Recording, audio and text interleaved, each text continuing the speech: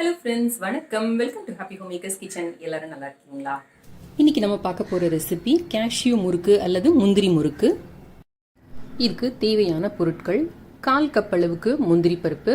எண்ணிக்கையில் எடுத்துக்கிட்டிங்கன்னா ஒரு 10லேருந்து 15 முந்திரி பருப்பு தேவைப்படும். ஒரு பச்சை மிளகாய், இது உங்க கார அளவுக்கு ஏற்றபடி அட்ஜஸ்ட் பண்ணிக்கோங்க.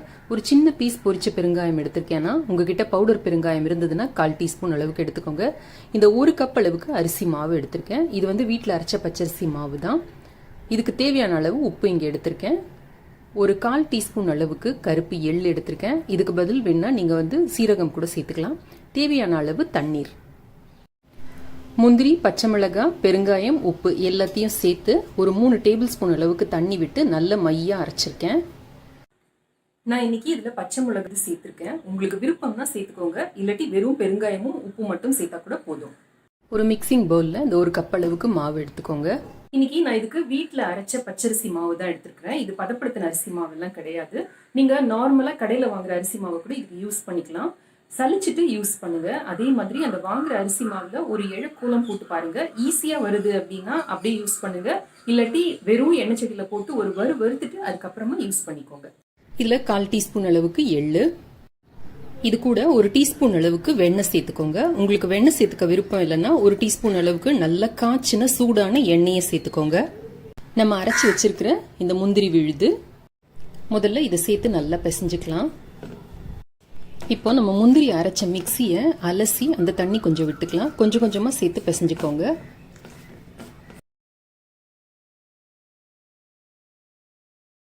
இந்த மாதிரி கையில ஒட்டாம அதே சமயம் சாஃப்டா இருக்கிற மாவை பிசைஞ்சு எடுத்துக்கோங்க.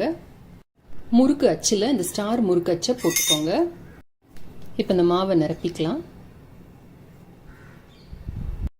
ஒரு பட்டர் பேப்பர் எடுத்து இப்ப முறுக்கு சுத்திக்கலாம்.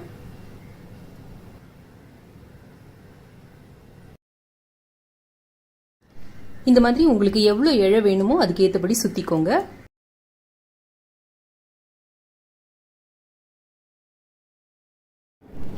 தோசை திருப்பி வச்சு இப்படி எடுத்தீங்கன்னா முறுக்கு வரும். இதை எடுத்து சூடான எண்ணெயில போட்டு பொரிச்சு எடுத்துக்கலாம். போட்டுட்டு ஒரு நிமிஷம் கழிச்சு திருப்பி விடுங்க.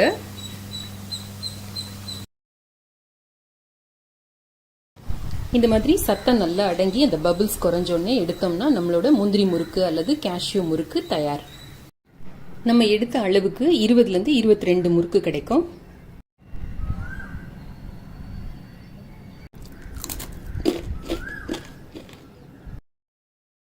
கோகுலாஷ்டமி ரெசிபிஸ் எல்லாம் சேர்த்து நான் ஒரு பிளேலிஸ்ட் கிரியேட் பண்ணிருக்கேன். அதோட லிங்க் கீழே டிஸ்கிரிப்ஷன் பாக்ஸ்ல கொடுக்குறேன். நீங்க அதை பார்த்து செய்துக்கலாம். தட்டை, முறுக்கு, தேன்குழல், பாயசம், சீடை, இனிப்பு சீடை, வெள்ளச்சீடை எல்லாமே இருக்கிறதுல பாருங்க.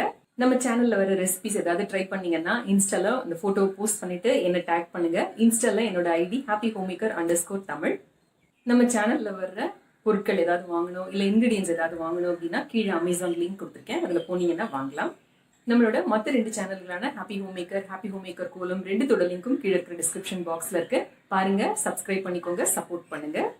இந்த வீடியோ உங்களுக்கு ரொம்ப பிடிச்சிருக்கும்னு நினைக்கிறேன், பயனுள்ளதாகவும் இருக்கும்னு நினைக்கிறேன். அவசியம் இதை ட்ரை செய்து பாருங்க. ட்ரை செய்து பார்த்து உங்களோட கமெண்ட்ஸையும் ஃபீட்பேக்கையும் கீழே இருக்கிற கமெண்ட் செக்ஷன்ல எழுதி அனுப்புங்க. இந்த வீடியோ பிடிச்சிருந்ததுன்னா லைக் பண்ணுங்க, உங்க ஃப்ரெண்ட்ஸ்க்கும் ஃபேமிலிக்கும் ஷேர் பண்ணிக்கோங்க. நம்ம சேனலுக்கு சப்ஸ்கிரைப் பண்ணி ஹாப்பி ஹோம்மேக்கர் குடும்பத்தில் ஒரு அங்கத்தினரை சேர்ந்துருங்க. இணைந்திருங்கள் ஹாப்பி ஹோம்மேக்கர் சேனலுடன். என்னாலும் நன்றி, வணக்கம். ஆரோக்கியமான சமையல், ஆனந்தமான வாழ்க்கை.